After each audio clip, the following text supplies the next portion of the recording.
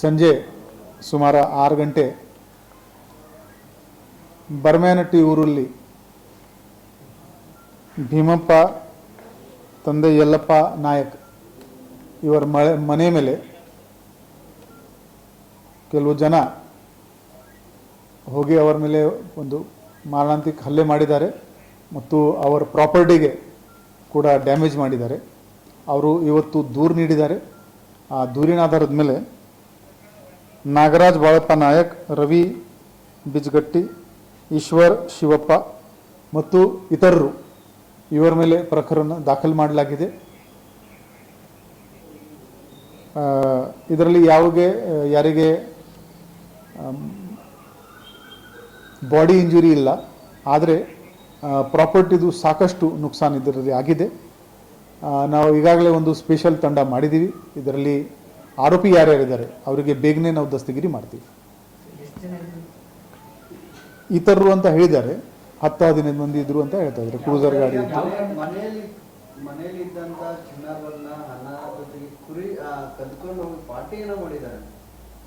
ಅದು ದೂರಲ್ಲಿ ಹೇಳಿದ್ದಾರೆ. ಎಲ್ಲ ಈಗ ತನಿಖೆನಲ್ಲಿ ವಿಚಾರ ಹೊರಗಡೆ ಬರುತ್ತೆ. ಇವರ ಮಗ ಭೀಮಪ್ಪ ಅವ್ರ ಮಗ ಯಲ್ಲಪ್ಪ, ಈ ಯಾರು ಹಲ್ಲೆದಾರರು ಇದ್ದಾರೆ ಅವರ ಮನೆದು ಹೆಣ್ಮಕ್ಳ ಜೊತೆಗೆ ಓಡೋಗಿದ್ದಾರೆ ಅಂತ ಅವರಿಗೆ ಗ್ರೀವಾನ್ಸ್ ಇತ್ತು. ಅದರಿಂದ ಇವರು ಹೋಗಿದ್ದಾರೆ. ಯಾರು ಕಾನೂನು ಅವರ ಕೈಯಲ್ಲಿ ತಗೊಂಡಿದೆ ಅವರ ಮೇಲೆ ಖಂಡಿತವಾಗಿ ಕ್ರಮ ಆಗುತ್ತೆ. ಇದರಲ್ಲಿ ಯಾರ್ಯಾರು ಭಾಗಿದ್ದಾರೆ ಅವ್ರಿಗೆಲ್ಲರಿಗೂ ದಸ್ತಗಿರಿಯನ್ನು ಮಾಡ್ತೀವಿ. ಅದು ಎಲ್ಲ ನಾವು ತನಿಖೆಯಲ್ಲಿ ಬರುತ್ತೆ. ಈಗ ಟೂ ಅರ್ಲಿ, ಈಗ ಜಸ್ಟ್ 2 ನಿಮಿಷ ಮುಂಚೆ FIR ಆಗಿದೆ. ಎಲ್ಲ ಡೀಟೇಲ್ಸ್ ಆಮೇಲೆ ತನಿಖೆ ಮಾಡಿದ ಮೇಲೆ ನಾವು ಮಾತಾಡ್ತೀವಿ.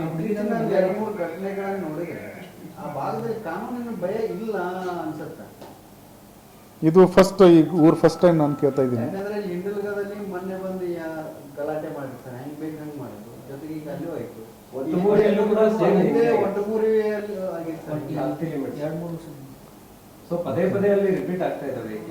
ಇದು ಮಾರೇಹಾಳ್ ಲಿಮಿಟ್ಸ್ ಇದೆ. ಇದು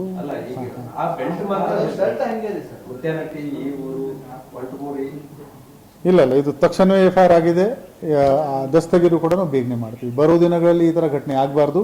ಆ ದಿಕ್ಕಿನಲ್ಲಿ ಕೂಡ ನಾವು ಕ್ರಮ ಜರುಗಿಸ್ತೀವಿ. ಇವರ ಮೇಲೆ ನಾವು ರೌಡಿ ಶೀಟ್ ಕೂಡ ಓಪನ್ ಮಾಡ್ತೀವಿ. ಇವರ ಮೇಲೆ 5 ರಿಂದ 10 ಲಕ್ಷದ ಬಾಂಡ್ ಅವರು ಕೂಡ ನಾವು ಮಾಡ್ತೀವಿ. ಅದು ಡೀಟೇಲ್ ಈಗ ತನಿಖೆನಲ್ಲಿ ಗೊತ್ತಾಗ್ತದೆ.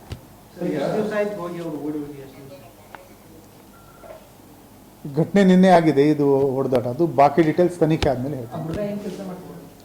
ನೋ ಐಡಿಯಾ, ಈಗ ತನಿಖೆನಲ್ಲಿ ಗೊತ್ತಾಗ್ತದೆ.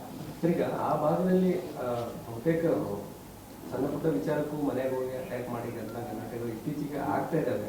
ಸೊ ಹಂಗಾಗಿ ಪೊಲೀಸ್ ಇನ್ನೊಂದಿಷ್ಟು ಬೀಟ್ಗಳು ಜಾಸ್ತಿ ಮಾಡೋದು. ಅವರು 112ಗೆ ಫೋನ್ ಮಾಡಿದ ತಕ್ಷಣ ನಮ್ಮವರಲ್ಲಿ ರೀಚ್ ಆಗಿದ್ದಾರೆ. ಅಲ್ಲಿವರೆಗೆ ಯಾರು ಇಲ್ಲಿ ಓಡೋಗಿದ್ರು. 112 ನಮ್ಮದು ಇಮರ್ಜೆನ್ಸಿ ರೆಸ್ಪಾನ್ಸ್ ನಂಬರ್ ಇದೆ. ಈ ಥರ ಯಾವುದೇ ತೊಂದರೆ ಇದ್ದಾಗ ತಕ್ಷಣವೇ ನಮಗೆ ಕರೆ ಮಾಡಿ. ನಮ್ಮದು average response time 5 minute to 7 minute ಇದೆ. ನಮ್ಮವರು ಇಮಿಡಿಯೇಟ್ಲಿ ರೀಚ್ ಆಗ್ತಾರೆ. ಹೌದು, ಸ್ವಲ್ಪ ಜಾಗ್ರಫಿಕಲಿ ಕೆಲವು ಜಾಗಗಳು ರಿಮೋಟ್ ಇರೋದ್ರಿಂದ ನಮ್ಮ ರೆಸ್ಪಾನ್ಸ್ ಟೈಮ್ ಸ್ವಲ್ಪ ಅಲ್ಲಿ ಡಿಲೇ ಆಗುತ್ತೆ. ಹೌದು, ಬೀಟ್ ಮಾಡ್ತೀವಿ. ನಮ್ಮ ಪೊಲೀಸ್ ಫ್ರೆಂಡ್ಸ್ ಐಡೆಂಟಿಫೈ ಮಾಡ್ತೀವಿ ಮತ್ತು ಇದರಲ್ಲಿ ಎಷ್ಟು ಹೆಚ್ಚಿನ ಕ್ರಮ ತಗೊಳ್ಳೋಕೆ ಆಗುತ್ತೆ ಅದರಿಂದ ಒಂದು ಉದಾಹರಣೆ ಸಿಗುತ್ತೆ. ಭಯ ಅದರಲ್ಲಿ ಕ್ರಿಮಿನಲ್ಸ್ ಮಾರಿಯಾಳು ಮತ್ತು ಕಾರ್ತಿಯಲ್ಲಿ 10-15 ವರ್ಷದಿಂದ ಸಿಬ್ಬಂದಿಗಳು ಅಲ್ಲೇ ಇದ್ದಾರೆ ಸರ್. ಅವರು ಕೆಲವೊಂದಿಷ್ಟು ಆಕ್ಟಿವಿಟೀಸ್ ಅಲ್ಲಿ ಗೊತ್ತಿದ್ರು ಕೂಡ ಕಣ್ಣು ಮುಚ್ಕೊಂಡು ಕೂತಾರದೇನೋ ಅಥವಾ ಅಡ್ಜಸ್ಟ್ ಆಗಿ ಸುಮ್ಮನೆ ಕೂತ್ಬಿಟ್ಟಿದ್ದಾರೆ. ಸೊ ಇಂಥ ಘಟನೆಗಳು ಮರುಕಳಿಸಕ್ಕೆ ಮತ್ತೆ ಇನ್ಸಿಡೆಂಟ್ ಆದಾಗೂ ಕೂಡ ಇಮಿಡಿಯೇಟ್ಲಿ ರೆಸ್ಪಾನ್ಸ್ ಮಾಡಕ್ ಆಗಿರಂಗಿಲ್ಲ. ಇದರಲ್ಲಿ ನಮ್ಮಿಂದ ಯಾವುದೇ ಲ್ಯಾಬ್ಸ್ ಇದ್ರೆ ನಾವು ಅದ್ರ ಬಗ್ಗೆ ಕೂಡ ವಿಚಾರ ಎಷ್ಟೋ ದಿವಸಗಳ ಆದ ನಂತರ ಕೆಲವೊಂದು ಮಾಹಿತಿಗಳು ಹೊರಗೆ ಬರ್ತಾವೆ. ಅಂದ್ರೆ ಅಲ್ಲೇ ಮುಗಿಸುವಂತ ವ್ಯವಸ್ಥೆ ಜಾಸ್ತಿ ಆಗ್ತದೆ ಸರ್. ಎರಡು ಪೊಲೀಸ್ ಸ್ಟೇಷನ್ ನಮಗೆ ಸ್ಪೆಸಿಫಿಕ್ ಉದಾಹರಣೆ ಹೇಳಿದರೆ ನಮಗೆ ವಿಚಾರಣೆ ಮಾಡೋಕ್ಕೆ ಆಗುತ್ತೆ. ಅದಲ್ಲದೆ ಸರ್, ನಿನ್ನೆ ಅವರು ಏನು ಭೀಮಪ್ಪ ಅವ್ರ ಮಗಳು ಏನ್ ಹೇಳ್ತಾರೆ, ಪೊಲೀಸ್ ಎಲ್ಲ ಹೋದ ಮೇಲೆ ಬಂದ್ರು. ಒಂದು 7 to 10 ಮಿನಿಟ್ಸ್ ಹೋಗ್ತಾರೆ. ಎಲ್ಲ ಆದ ನಂತರ ಬಂದಂತ ಅವ್ರ ಮಗಳು ಆರೋಪ ಮಾಡ್ತಾರೆ. ಪೊಲೀಸ್ ಎಲ್ಲ ಬಂದು ಹೋದ್ಮೇಲೆ ನಾವು ಏನ್ ಮಾಡೋದು ಅನ್ನೋದು ಅವ್ರು 112 ನಮಗೆ ಯಾವಾಗ ಕರೆ ಬರುತ್ತೆ ಅಲ್ಲಿ ಏನು ಸಿಗ್ನಲ್ದು ಸಮಸ್ಯೆ ಇದೆ. ಇವರು ಯಾವಾಗ ಕಾಲ್ ಮಾಡಿದರೆ ನಮ್ಮ ಗಾಡಿ ಯಾವಾಗ ರೀಚ್ ಆಗಿದೆ ಅದು ನಾವು ಚೆಕ್ ಮಾಡ್ತೀವಿ.